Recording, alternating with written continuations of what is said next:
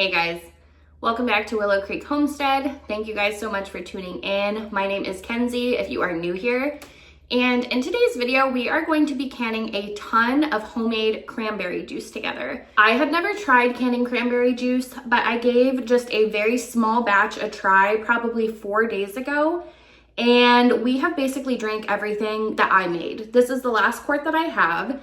And it is absolutely fantastic. Now, I've tried the quick juice methods where you leave like the whole fruits in the jar and add water and sugar.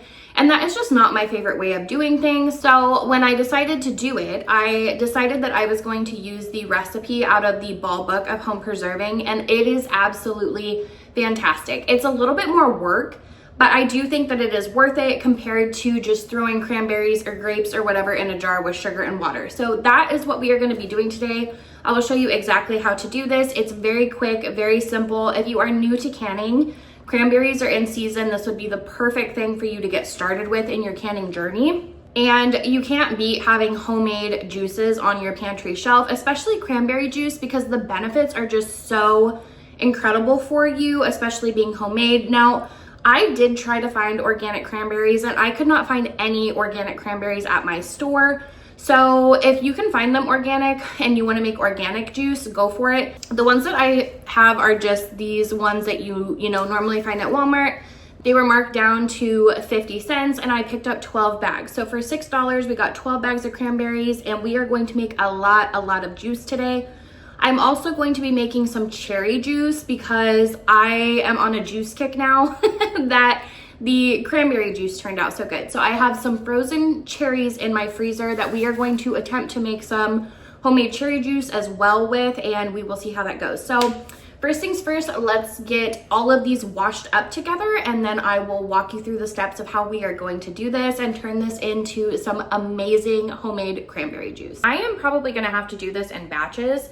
This is the stock pot that I'm using and it is pretty big, and once these start to warm up and cook down, I might be able to put more in it as I go. But for now, we'll just do it in batches if we need to. But in the Ball Book of Home Preserving, the cranberry juice recipe can be found on page 189. And for every 2.5 pounds of cranberries, we need 8 cups of water. And then the sugar in this is completely optional. It is to taste. So just know that if you go to make this, you can put as much or as little sugar in it as you want. It's completely up to you. Now, I typically like my juices a little bit tartar. So the last time that I did this for the smaller batch that I made, I doubled the recipe and I ended up using about 4 cups of sugar, and that was perfect for me. But if you like it sweeter, feel free to use more sugar. Okay, so I have this entire colander already washed and ready to go. So I am just gonna go ahead and get this in our stock pot. Now, I'm not going to go through the process of measuring out the 8 cups of water because from making it last time, I can about see where it's supposed to be. So if you would like to measure out the ratios, go for it. I am gonna go ahead and do just a little bit less water than what it called for because my cranberry juice was very thick by the time that I went to add the sugar. It's still really good. I just personally felt like it needed to be watered down a little bit more. So I probably am gonna add more water than what it calls for. But if you're new to this, go ahead and follow the recipe exactly, or if you don't want to deviate at all, by all means follow it to a T.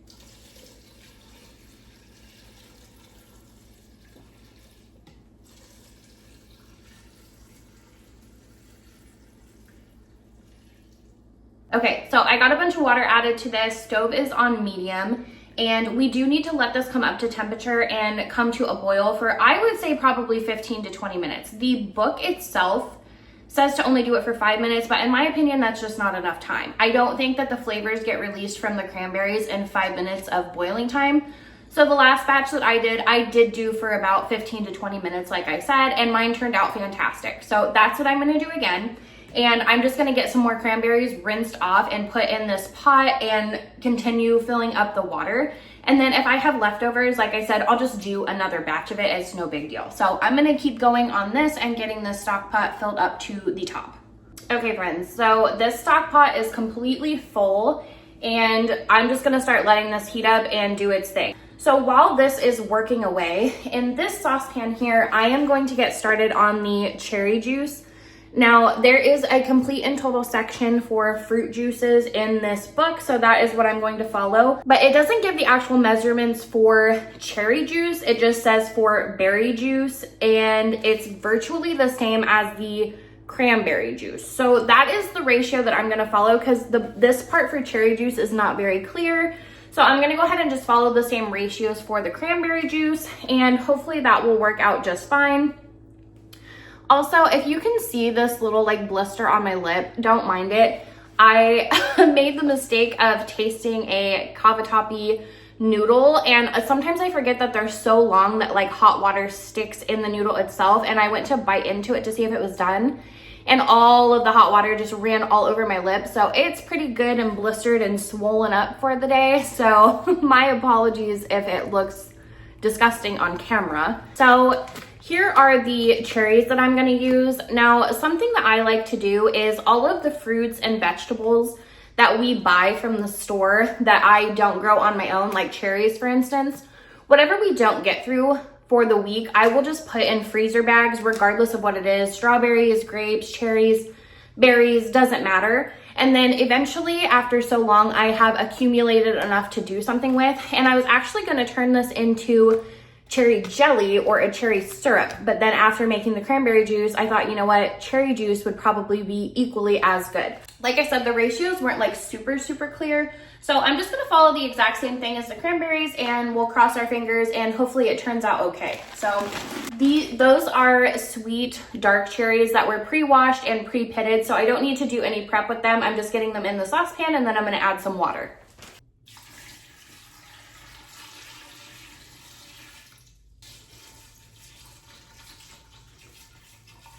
And you can kind of play around with the ratios after you let it boil for a bit. If you just take a sip and be careful, don't burn your lip.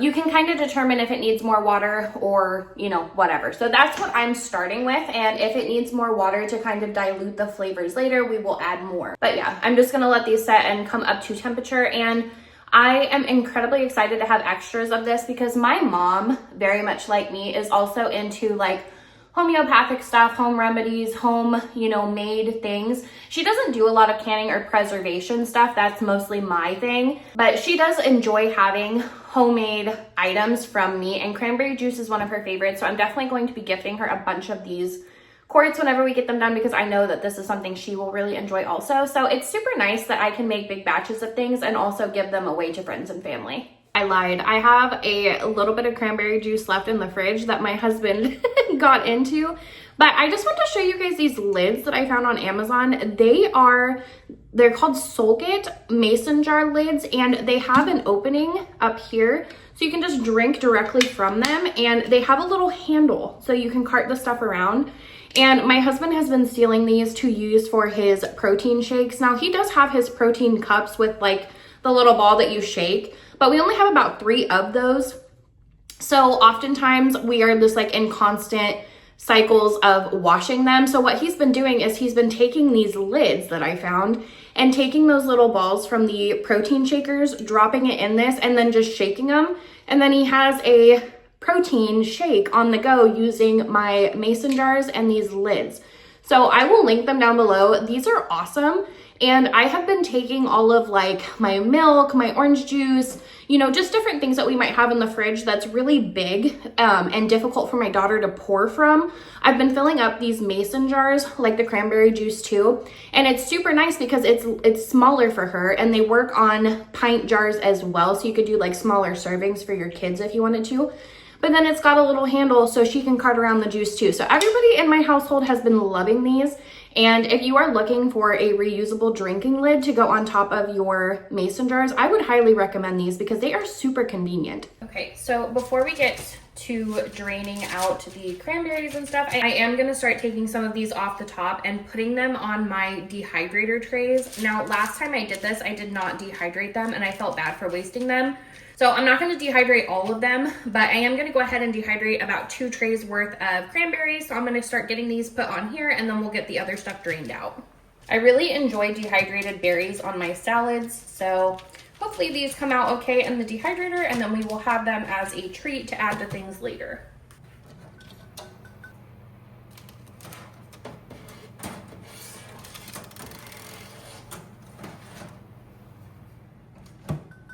Okay, so I went ahead and pulled this off the stove, and then basically what we're gonna start doing, guys, is straining out the cranberries from the juice. Now, like I said, this is a little bit more work as opposed to, you know, some of the quick juice methods that you will see by just putting cranberries in the jar or grapes in the jar.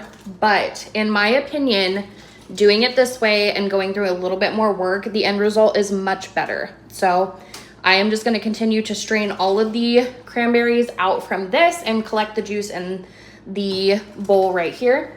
Now, I don't know if this would work, but I was kind of thinking about making a cranberry powder, maybe dehydrating the rest of these and turning it into a powder to add to water.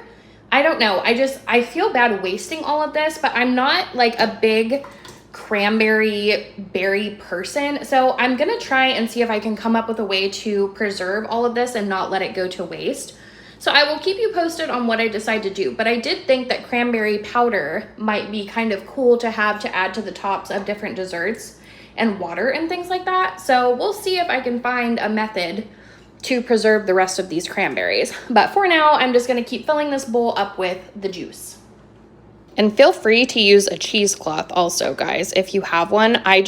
My cheesecloth is all the way downstairs and I don't feel like going to get it. So this is the way that I am going to do it. Okay, so I went ahead and just rinsed my stock pot back out because we're just gonna put cranberry juice right back in this. So no need to wash it. Just make sure you rinse out any of like the thick particles or any cranberry bits that are left behind. And then this huge bowl that we got from straining all these cranberries needs to go back in the stock pot. And stand back when you do this because one, this is hot, and two, you will stain the heck out of your clothes if you are not careful. So let's all pray together that I don't make a ginormous mess.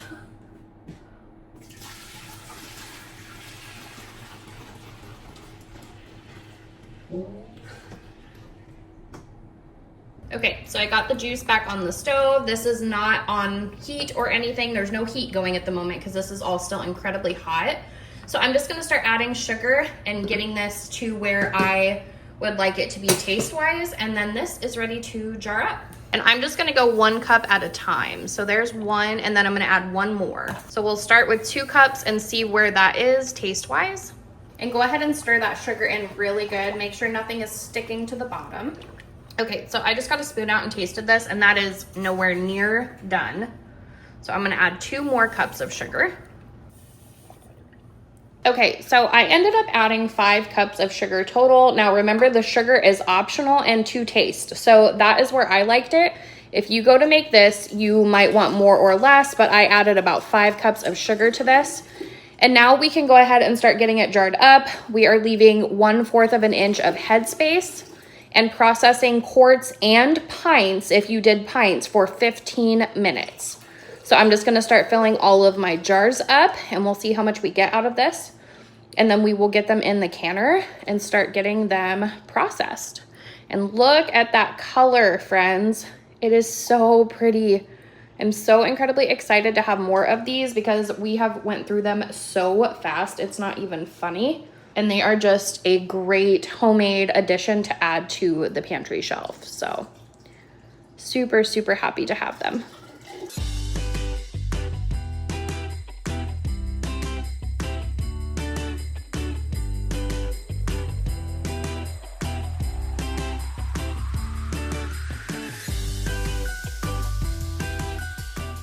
Okay, so the first batch of cranberry juice is completely done. I have the jars sitting over there. I am gonna go ahead and jar the cherry juice up. I think I'm only gonna get like 2 to 3 quarts of that, and I can fit more quarts in my canner. So instead of doing 2 batches, I'm just gonna wait until that's done and do a combination of both of them because the cherry juice time is the same processing time as the cranberry juice.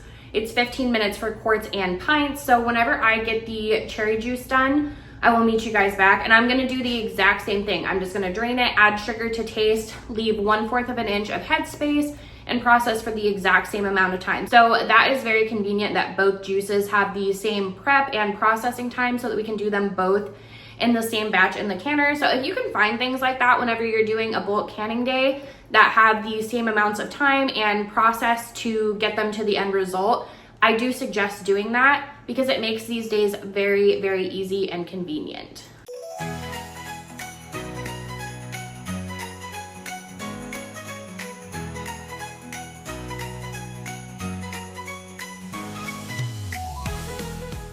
Okay, so the first batch of cranberry juice and the cherry juice is done processing, so I'm gonna go ahead and start getting these out and placing them on my table. And if you are new to canning, always make sure that you leave a rag down on your countertop, because your countertop is substantially more cold than these jars are coming out of the canner. So make sure that you have a layer in between them and the countertop so that you don't bust the jars due to temperature fluctuations.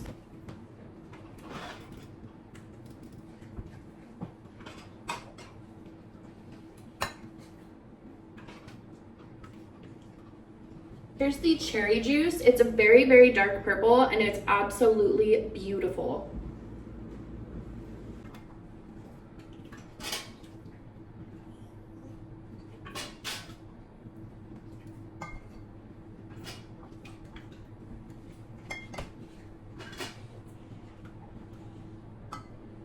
Okay, so here these all are, and they just need time to cool down and seal before we can do anything else with them moving further. I have my second stock pot over there of more cranberry juice.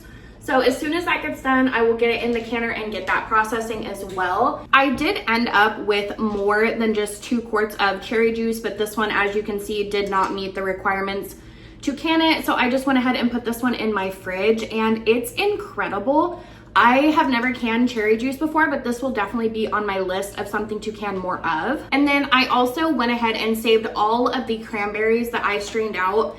I just didn't want to throw them away again. Like I said, I threw away all of the ones from the first batch and I felt really bad about it.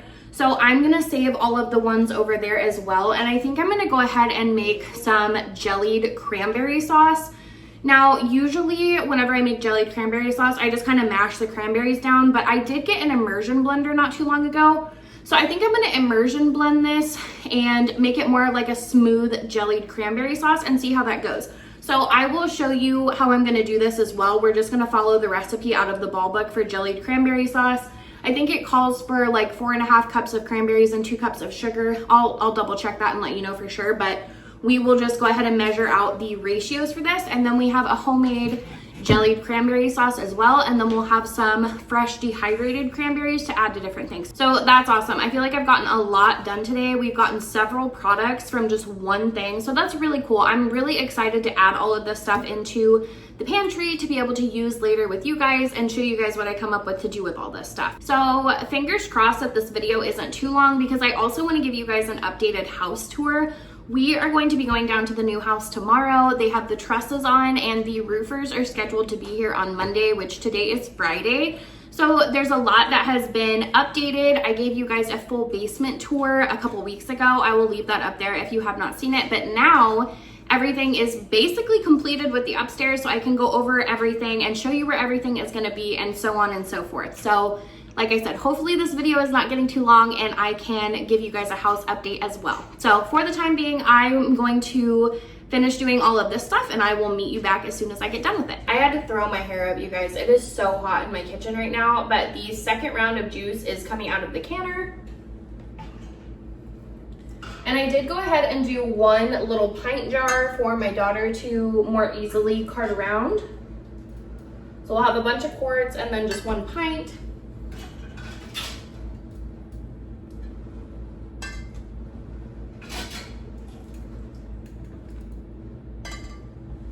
And I am so sad, you guys. I thought I was recording whenever I was making the jellied cranberry sauce, but apparently I was not. So I did go ahead and get 5 pint jars of just jellied cranberry sauce.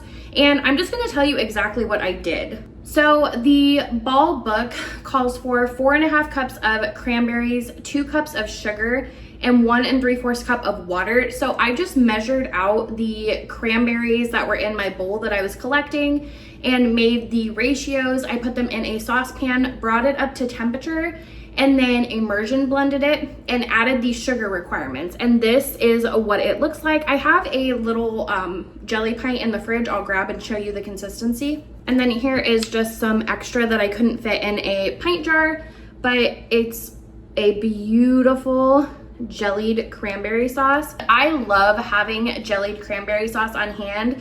I love making like a mozzarella turkey cranberry sandwich where you sear like turkey slices or breasts and put them on a sandwich with some mozzarella cheese and the cranberry sauce. And I was completely out of jellied cranberry sauce. The original way that I had made it, I did not immersion blend it, and that was not my favorite. So moving forward, I definitely think that I am going to do all of my jellied cranberry sauces with an immersion blender, just because it like really fines it down and makes just a really nice sauce. My husband was home on lunch break, which is probably why I didn't realize I wasn't recording, but he tried it and he said it was fantastic. So that is probably how I will end up making it moving forward.